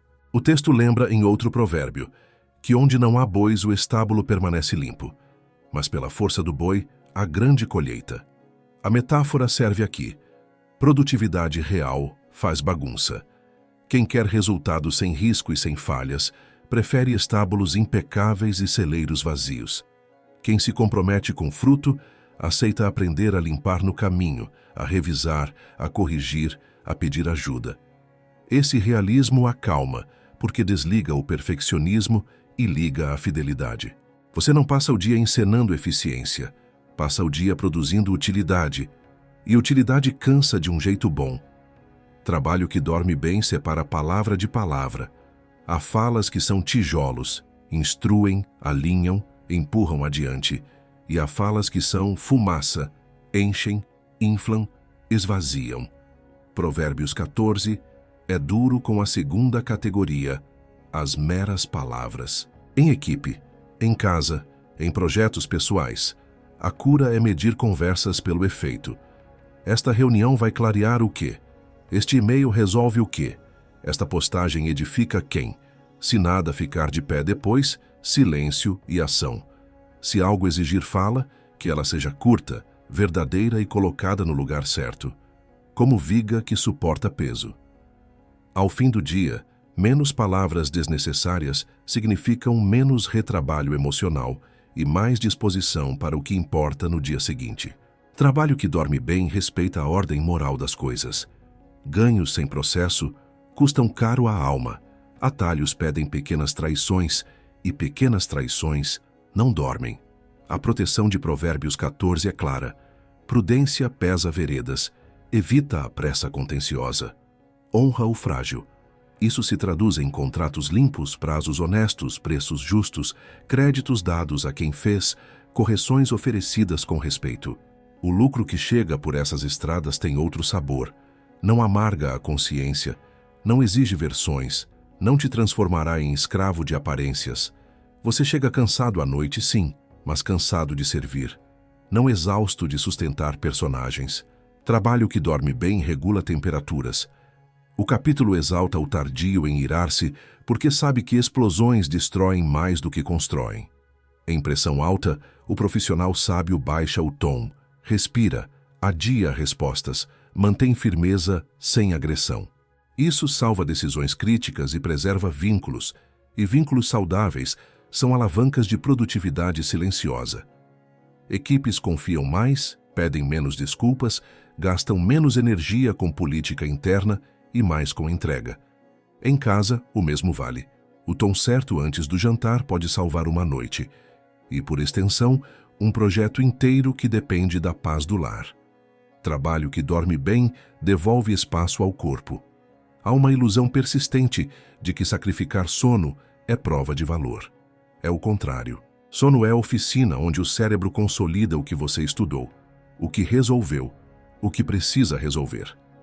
Provérbios 14 não romantiza desgaste. Ele o regula com prudência e temor.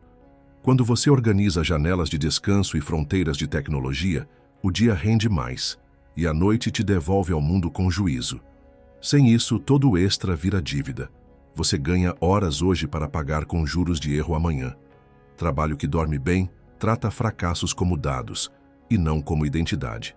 Mérito de Provérbios é nos lembrar que o sábio aprende, o zombador não. Quem aprende não dramatiza, examina a peça que quebrou, ajusta o processo, pede perdão se necessário, muda o roteiro e volta.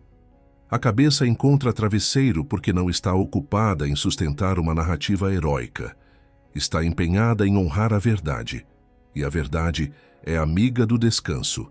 Quando a conta fecha na consciência, o corpo entende que pode desligar. Trabalho que dorme bem serve a um propósito maior do que si mesmo. Em Provérbios 14, honrar o pobre é honrar o autor. Isso significa que a ética do trabalho está ligada à ética do cuidado. O que você faz beneficia quem além de você. Quem respira melhor porque você fez sua parte. Quando a utilidade ultrapassa o espelho, o cansaço ganha sentido. O dia deixa de ser um ringue contra a mediocridade e passa a ser uma mesa onde outros comem. O sono, então, não é apenas fisiologia, é gratidão. No fim, trabalho que dorme bem não é um manual de produtividade. É uma teologia do cotidiano convertida em prática.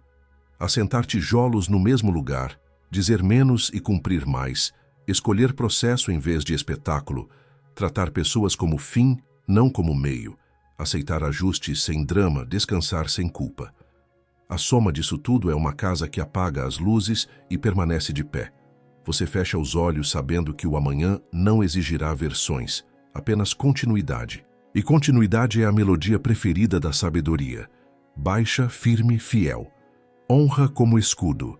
Em Provérbios 14, a ética não é enfeite, é defesa. O texto amarra proteção à forma como tratamos quem tem menos poder. O que despreza o seu próximo peca, mas o que se compadece dos pobres é bem-aventurado. O que oprime o pobre insulta ao seu Criador, mas o que o honra. Honrar aqui não é polidez de ocasião. É reconhecer o valor de alguém quando ninguém está olhando e quando não há retorno imediato. A promessa embutida é surpreendente. Escolhas de honra erguem ao nosso redor uma espécie de escudo, porque alinham nossa vida ao caráter de Deus, e onde há alinhamento, há segurança. O contrário também é verdadeiro. Desonra abre brechas por onde a ruína entra disfarçada de esperteza. Honrar começa por enxergar. Desprezo é um modo de não ver. Ignoramos o rosto do outro, porque ele ameaça nosso conforto, denuncia nossos excessos, pede de nós um partilhar que a vaidade chama de perda. Provérbios 14, puxa o cobertor. Quando você pisa o frágil, o problema não é apenas social, é teológico. Você insulta o autor da vida. Honrar devolve foco. Pessoas não são cenário para o nosso brilho, são finalidade. Essa inversão cura ambientes. Na empresa, metas param de justificar humilhações. Na família, tarefas param de transformar gente em ferramenta. Na cidade, necessidades param de virar estatística e encontram nomes. A honra também é uma economia. Em realidades onde a pressa manda, parece caro parar para cuidar do fraco, pagar justo, dar crédito a quem não tem voz. Mas o custo da desonra vem em parcelas ocultas. Confiança corroída, equipe que entrega pouco porque trabalha com medo, alianças frágeis que quebram no primeiro aperto, reputação que precisa de marketing para simular o que não é. Honrar cria capital invisível, portas se abrem sem propina, pessoas caminham uma milha a mais ao seu lado, erros são confessados cedo porque ninguém teme ser esmagado, decisões difíceis encontram adesão porque a autoridade foi construída com serviço. Esse capital é escudo em dias maus. Honrar é prática, não discurso. É pagar na data combinada ao prestador que não tem caixa para suportar seu atraso. É dar crédito a quem executou, não sequestrar o louro com títulos e cargos. É resolver conflitos na face do outro, e não na fofoca organizada. É abrir espaço para que os pequenos cresçam, sem depender de bajulação. É preferir contratos claros a vantagens cinzentas. É corrigir sem humilhar, é pedir perdão sem rodapés, é proteger a dignidade no erro e a verdade no acerto. Cada gesto desses lança tijolos num muro que o vento não derruba. Há uma honra específica que protege por dentro. Honrar limites. Quem honra o próximo aprende a dizer não à própria ganância. Em Provérbios 14, o prudente pesa veredas. Não vende o amanhã para financiar o brilho de hoje. A tentação de passar por cima dos pequenos é irmã da tentação de passar por cima da consciência. Ambas prometem ganho imediato. Ambas cobram juros da alma. Honra é freio que salva. Freia a língua quando ela quer vencer. Freia o dedo quando ele quer publicar. Freia a caneta quando ela quer assinar o que não poderá sustentar. O freio, no momento, parece perda. No tempo, revela-se proteção. Honrar também reeduca o olhar para mérito e misericórdia. Meritocracia sem compaixão fabrica vencedores solitários e perdedores invisíveis. Compaixão sem responsabilidade infantiliza e perpetua a dependência. Provérbios 14. Costura as duas coisas. Trabalho honesto tem proveito. E honrar o pobre honra o Criador. Na prática, é ensinar a pescar, e enquanto ensina, não deixar a família do pescador passar fome. É abrir portas e exigir entrega. É repartir oportunidades, não só sobras. É criar ambientes onde a justiça não cai de paraquedas, mas nasce de processos limpos e pessoas tratadas como imagem de Deus, não como peças de reposição. Em muitos contextos, honrar o frágil exige sair de dentro da bolha. A ruína coletiva germina em salas onde todos se parecem, pensam igual e acreditam que funciona assim. Provérbios 14 convida a olhar além do vidro fumê. Quando você escuta quem está na ponta, descobre ineficiências, injustiças e soluções que não aparecem no PowerPoint. Honrar é sentar à mesa com quem carrega o peso real das decisões e redesenhar a rota a partir do chão. Esse exercício, repetido, evita desastres morais e financeiros, porque diminui o delta entre anúncio e realidade. A honra tem som. Casas que honram soam diferente, menos sarcasmo, mais gratidão, menos piada às custas do ausente, mais elogio na medida certa, menos rótulo, mais história contada com respeito. Esse som afasta predadores que se alimentam de hostilidade e atrai pessoas sãs que constroem. É um escudo acústico. Quando o barulho de fora sobe, o tom de dentro não se perde. Em crises, tal ambiente decide a sobrevivência. Times assim não se despedaçam, se reorganizam. Famílias assim não se implodem, se apertam e atravessam. Honrar também implica custo público. Há horas em que a verdade exige ficar ao lado de quem não tem lobby. Isso cobra coragem porque mexe com nossa imagem em grupos, ameaça convites, encurta palcos. Ainda assim, é no sim difícil que a honra mostra seu metal. Você não compra proteção com covardia, compra com retidão. E a fortaleza que Provérbios 14 associa ao temor do Senhor nasce exatamente desse alinhamento. Tememos a Deus o bastante para desapontar plateias quando preciso. Para quem foi desonrado, falar de honra pode parecer ironia. O mundo real fere. A boa notícia do capítulo é que a justiça de Deus repara e requalifica. Honrar de volta não é negar a dor, é impedir que a dor decida seu código. Você revisa fronteiras, busca ajuda, denuncia quando necessário e, onde couber recomeço, coloca a mesa de novo. Esse ato não é fraqueza, é força que recusa virar cópia do ofensor. E tal força ergue muralhas por dentro, impedindo que a amargura governe. No fim, honrar não transforma a vida em conto de fadas, transforma a vida em estrada segura. Gente honrada também chora, também perde, também se decepciona. A diferença é que ela cai em chão firme e se levanta com a consciência inteira. A proteção divina prometida em Provérbios 14 passa por esse escudo. Tratar pessoas e decisões de modo que Deus possa assinar junto. Onde Ele assina, há refúgio. E onde há refúgio, a caminhada avança, sem que o medo vire senhor da rota. Alertas do ambiente. Antes das escolhas desmoronarem por dentro, o ambiente costuma avisar por fora. Provérbios 14 sugere que há climas em que a ruína vira rotina. Espaços onde a zombaria define o tom, a pressa dita o compasso, a comparação fornece a régua e a verdade é convidada eventual. Chega tarde, fala pouco e sai sem ser ouvida. O prudente considera o seu caminho. Isso inclui ler o ar, interpretar sinais e decidir se fica para reformar ou se sai para sobreviver. Não é paranoia, é meteorologia da alma. O céu anuncia tempestades com antecedência. Pressão caindo, vento virando, nuvens estranhas, ambientes também. Quem aprende a ouvir esses estalos salva projetos, preserva vínculos e, por vezes, resgata a própria fé do desgaste silencioso. O primeiro alerta é a normalização do deboche.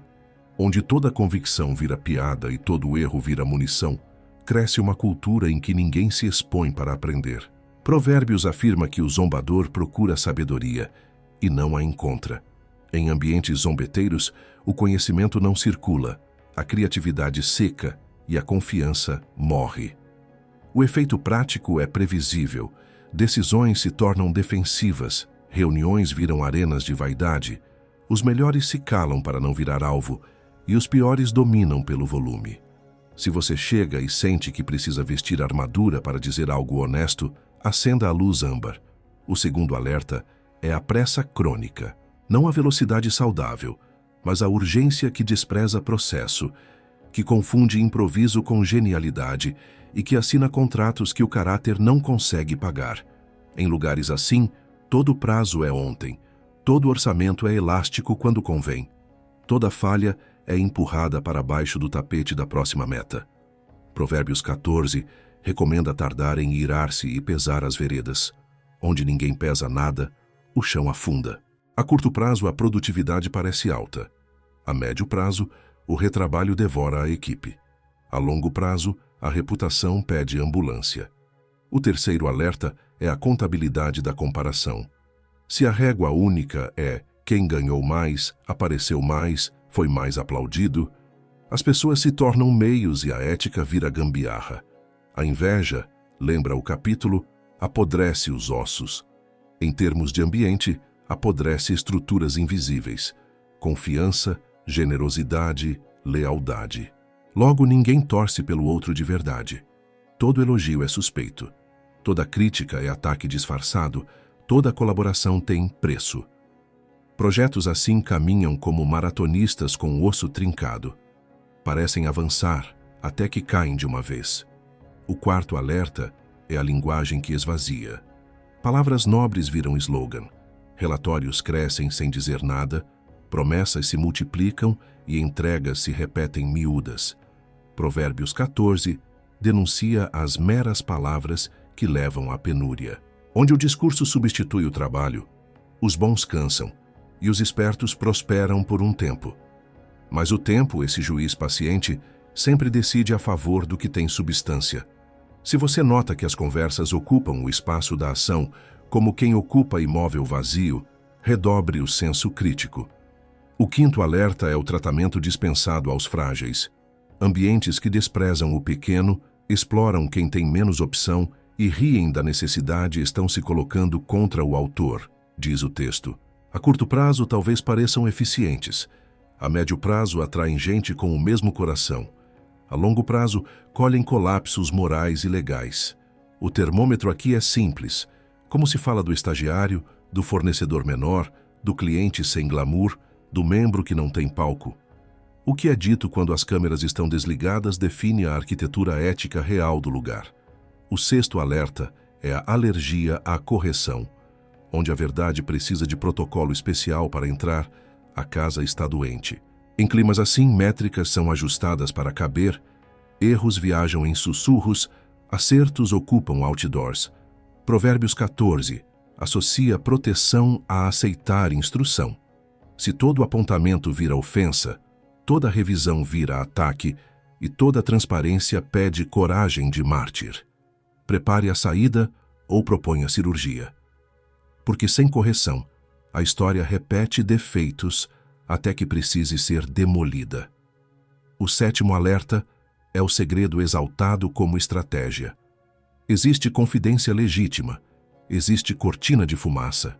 Quando o normal é depois te explico, quando documentos somem, quando decisões são comunicadas sem rastro de processo, o ambiente está pedindo para cair no versículo do parece certo. O segredo excessivo não protege, apodrece. A luz não humilha gente honesta, humilha práticas que só sobrevivem no escuro. O oitavo alerta é o cansaço sem paz. Toda obra exige esforço, mas há fadigas que devolvem significado e há fadigas que cobram a alma. Se ao fim dos dias ninguém dorme bem, não por volume, mas por falta de integridade, versões, desculpas, máscaras, o clima está tóxico. Provérbios 14 promete descanso a quem trabalha com honestidade. Onde o sono vai embora com frequência, o coração está pagando juros de algo que a planilha não mostra. Como reagir a esses alertas? 3 movimentos simples e corajosos. Primeiro, nomeie o clima com precisão. Palavras certas diminuem o pântano. Segundo, proponha ritos que reorientem. Revisões com dados, espaço formal para correção sem punição, métricas que valorizem processo, não só resultado, prazos que cabem em gente, momentos de mesa sem telas. Ritos mudam cultura quando repetidos. Terceiro, decida seu papel, reformador ou migrante. Em alguns lugares vale lutar. Há liderança disposta, há alicerces recuperáveis, há humildade suficiente para recomeços. Em outros, permanecer é cooperar com a ruína. Saia sem amargura, sem panfleto, com lições aprendidas e pontes preservadas. Em ambos os casos, proteja a sua casa interior. Não deixe que o cinismo do ambiente dite seu código. Deixe que seu código influencie o ambiente até onde for possível.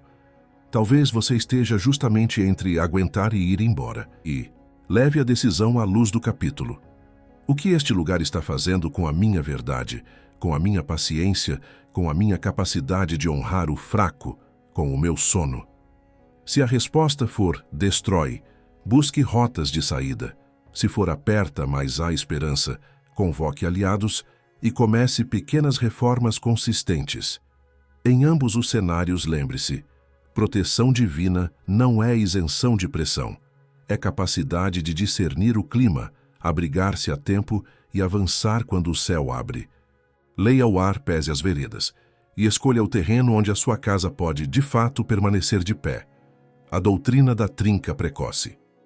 Quase toda queda, de repente, foi, na verdade, anunciada por sussurros na estrutura. Provérbios 14 nos ensina a ouvir esses sussurros e tratá-los como doutrina prática. Trincas pequenas exigem respostas rápidas. A ruína raramente começa com um desabamento. Começa com um fio de rachadura na honestidade, um estalo no autocontrole, uma linha quase invisível no orçamento, uma leve falsificação na linguagem. O problema não é existir tensão, o problema é normalizá-la. A doutrina da trinca precoce afirma que todo microdesvio carrega uma tendência: repetir-se, e tudo o que se repete vira trilho, para o bem ou para o mal. O sábio, diz o capítulo, pesa as veredas. Isto é, percebe o peso de cada passo antes que a rota vire hábito. Há trincas na palavra. Elas aparecem como hipérboles do bem, omissões convenientes, promessas que dependem de um amanhã generoso demais. A primeira vez você se justifica. Foi só para não magoar, foi só para motivar, foi só para fechar. Na terceira, já há um padrão. E padrões moldam caráter.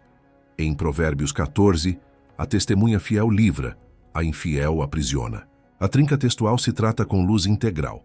Dizer o que é, reduzir o que se promete, aumentar o que se cumpre. O remendo é pedir perdão cedo, corrigir o exagero por escrito, recalibrar metas de forma pública o suficiente para que a estrutura recupere alinhamento. Cada correção precoce impede que a parede moral empenada vire fachada inteira torta.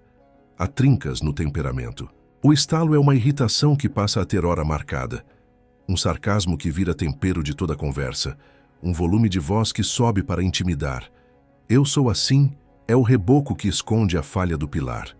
Provérbios 14 valoriza o tardio em irar-se, justamente porque sabe que calor constante deforma vigas silenciosamente.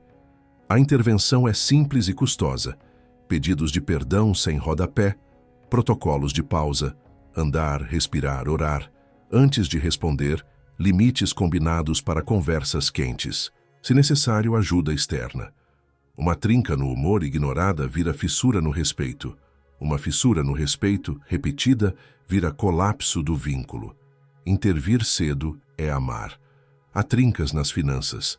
Começam como só este mês, só este crédito, só esta compra porque eu mereço. O orçamento cede milímetros, o hábito cede metros. Provérbios 14 contrapõe ganho apressado e ajuntar pouco a pouco. A doutrina da trinca precoce transforma isso em prática, cortar vazamentos pequenos antes que o encanamento estoure. Revisão semanal de gastos, teto realista para categorias de fuga, conversa honesta na mesa, janelas abertas para a luz da planilha, parceiro, conselheiro, mentor. Uma fatura escondida hoje costuma virar cadeia amanhã. Expor cedo preserva a liberdade. Há trincas na ética do trabalho. Pequenos atalhos porque todo mundo faz, microaproveitamentos porque não é nada, horas registradas sem correspondência real. No curto prazo ninguém percebe. No médio, você passa a depender do segredo para manter a imagem. No longo, a consciência cobra juros altos. Em Provérbios 14, o lucro limpo dorme em paz. As meras palavras e o ganho torto tiram o sono. O tratamento aqui é de obra. Parar à frente de serviço, escorar a viga, substituir a peça defeituosa, reabrir o canteiro se preciso. Traduzindo, desfazer o ganho ilícito, reparar quem foi lesado, reescrever processo, criar dupla checagem. É mais caro que pintar por cima? É. E é exatamente por isso que salva a casa. Há trincas nos limites digitais. Um deslize de curiosidade vira hábito de fuga. Um só mais 5 minutos vira roubo crônico da atenção. Um feed aberto na mesa vira roubo crônico da presença. A trinca parece boba, mas corrói a intimidade, a oração, o estudo, o sono. A doutrina da trinca precoce manda instalar reforços. Horários cegos para telas, lugares da casa onde o aparelho não entra, alarmes de saída, relatos breves a alguém de confiança. Não se trata de demonizar tecnologia. Trata-se de impedir que ela assuma o papel de cimento entre os tijolos da família. Cimento invisível e errado é o que mais faz casas lindas desabarem. Há trincas na esperança. Começam como um cinismo educado. Você chama de realismo, mas na verdade é desistência travestida. O coração passa a operar na defensiva. Não se expõe, não sonha, não pede, não agradece. Provérbios 14. Liga o temor do Senhor a uma fortaleza. Quem se encosta ali recupera coragem. A intervenção precoce é retomar ritos pequenos que regam a esperança com prazo. Leitura breve, oração honesta, um serviço discreto, uma conversa com quem vive a fé sem performance. A trinca do desânimo, ignorada, vira rachadura na vocação. Rachaduras na vocação custam caro demais para ficarem sem manutenção. Como diagnosticar trincas? 3 perguntas objetivas. 1. O que estou fazendo só desta vez há 3 semanas? 2. Para qual área da minha vida tenho preparado justificativas prontas? 3. Que parte da minha história atual eu evito expor à luz de alguém que me ama? Se uma resposta doer, você encontrou uma trinca. O protocolo então é cirúrgico: nomear sem rodeios, confessar ao Senhor e a alguém confiável, escrever um primeiro passo mínimo e mensurável, estabelecer revisão de 7 dias. Repare antes de decorar. Decoração sobre trinca é convite educado ao desastre. E quando a trinca já virou fissura? Ainda é cedo se você tratar como cedo. O que define o destino não é o tamanho atual da falha, é a disposição de interromper o ciclo.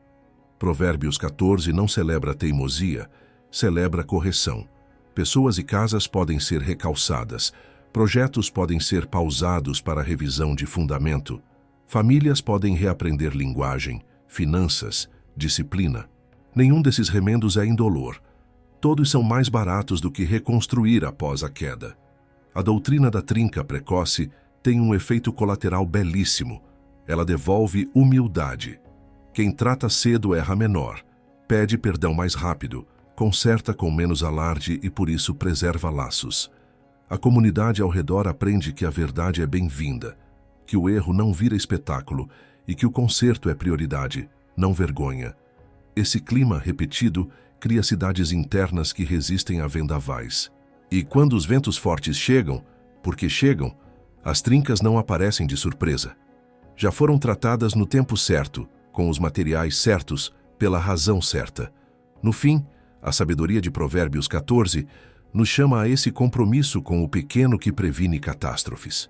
É menos heroísmo e mais manutenção, menos pose e mais inspeção, menos um dia e mais hoje à tarde. A proteção divina gosta desse terreno. Gente que ama a luz, não porque não tem nada a esconder, mas porque prefere consertar vivo a desabar bonito. Se algo range, não aumente o som, diminua o passo e olhe o piso. O futuro agradece quando o presente aceita fazer obra. Escolha o caminho mais seguro, agora. Toda esta travessia por Provérbios 14 teve um alvo: treinar seus olhos para reconhecer a trilha que parece brilhante e, ainda assim, conduz à noite, e, ao mesmo tempo, fortalecer seus pés para optar pela vereda discreta que leva à casa firme. A proteção divina, aqui, não é um cofre sem portas. É um mapa com marcos claros: retardar a ira, pesar veredas, preferir verdade a espetáculo, honrar o frágil, trabalhar com mãos e consciência, cercar-se de conselhos que amam o bem mais do que amam a sua aprovação. Esse mapa não protege quem o admira à distância, protege quem o segue com passos pequenos e consistentes. O agora é a ponte entre entender e viver. Escolher o caminho mais seguro não significa uma vida sem risco. Significa uma vida sem auto-engano. É aceitar a sabedoria como bússola quando o desejo quer dirigir. É ouvir os estalos da trinca enquanto ainda há tempo de reparo. É preferir raízes ao aplauso que passa como vento quente. Em linguagem simples, o caminho seguro é aquele que você consegue repetir amanhã sem precisar mentir para si, sem precisar encenar para os outros, sem precisar esconder de Deus. Ele aguenta a segunda-feira, tolera chuva, não exige plateia. E porque aguenta, ele devolve algo que nenhuma miragem entrega: paz. A decisão segura nasce de 4 movimentos práticos. Primeiro, nomear. Diga com precisão qual escolha está diante de você e quais custos ela exige quando a espuma baixar. Segundo, iluminar. Traga fatos incômodos. Convide um conselheiro que prefira a sua saúde ao seu carisma. Exponha os números, as letras miúdas, as motivações. Terceiro, ensaiar no tempo. Dê 24 horas à decisão, durma sobre ela, teste se a mesma paz permanece quando o corpo esfria. Quarto, comprometer-se com rito. Traduza a opção em um gesto repetível, um horário, um pequeno não, que preserva um grande sim. O caminho seguro não depende de euforia, depende de cadência. talvez você já esteja com um pé no asfalto errado. A boa notícia é que Provérbios 14 não romantiza teimosia. Ele celebra a convergência com a verdade. Voltar não é fraqueza, é sabedoria. Voltar aqui é confessar sem adornos, reparar o que puder, desinstalar o hábito que te empurra para a borda, recomeçar pequeno sob a luz. O mesmo Deus que te instrui com prudência, te acolhe com misericórdia. Proteção divina não é prêmio por impecabilidade. É refúgio para quem escolhe a realidade e caminha nela com temor e alegria. O caminho mais seguro também reorganiza o que você chama de ganho. Ganho agora é manter a palavra sem negociar a consciência. É trabalhar de modo que o sono volte limpo. É falar de modo que a conversa construa pontes. É dizer não ao atalho que cobra caro por dentro. É honrar o pequeno porque assim se honra o autor. É preferir o pouco a pouco que cria densidade ao brilho que se desfaz. Esse tipo de ganho não produz manchete, mas sustenta alicerces. E alicerces sustentam gente, a começar pelos seus. Se tudo isso parece grande demais, reduza o campo. Escolha um princípio de Provérbios 14 e prenda-o ao relógio de hoje. O teste da bússola antes de responder. A ampulheta das palavras antes de enviar. O pouco a pouco ao tocar no dinheiro. A honra como critério ao lidar com quem não tem nada a oferecer em troca. A mesa sem telas no horário combinado. A revisão da trinca que você já detectou. Um gesto, um horário, uma repetição. A vida não muda em discursos, muda em rotinas. Ao encerrar, faça este pacto simples com a sua própria consciência. Hoje, enquanto ainda é hoje, vou praticar uma decisão que posso repetir amanhã sem culpas e sem versões. Se precisar, escreva e assine com sua própria mão. Ligue para quem deve ligar. Apague o que deve ser apagado. Confirme o que deve ser confirmado. Suspenda o que não pode ser sustentado. E quando o medo vier, porque ele virá, lembre-se da fortaleza descrita pelo capítulo. No temor do Senhor, há forte confiança. A confiança não apaga o vento, mas firma suas estacas para que o vento não leve sua tenda. Um dia, olhando para trás, você perceberá que não houve salto cinematográfico.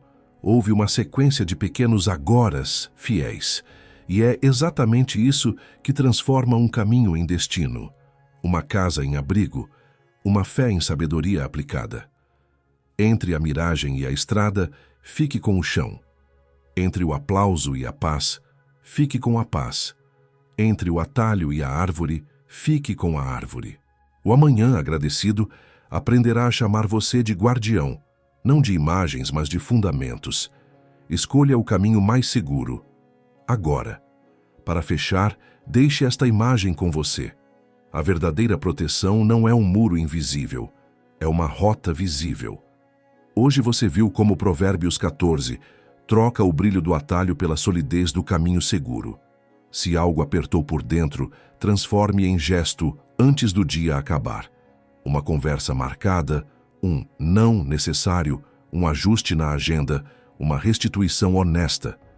É assim que a sabedoria sai da página e entra na sua casa. Se este conteúdo te ajudou a enxergar melhor o terreno das decisões, inscreva-se no canal e ative as notificações. Aqui entregamos Palavra de Deus com aplicação prática, estudo bíblico sem jargão e passos possíveis para a sua vida. Compartilhe este vídeo com alguém da sua família e deixe nos comentários qual princípio de Provérbios 14 você vai praticar hoje. Nos próximos capítulos, seguimos construindo raízes que sustentam a sua fé no cotidiano. Até o próximo aprendizado.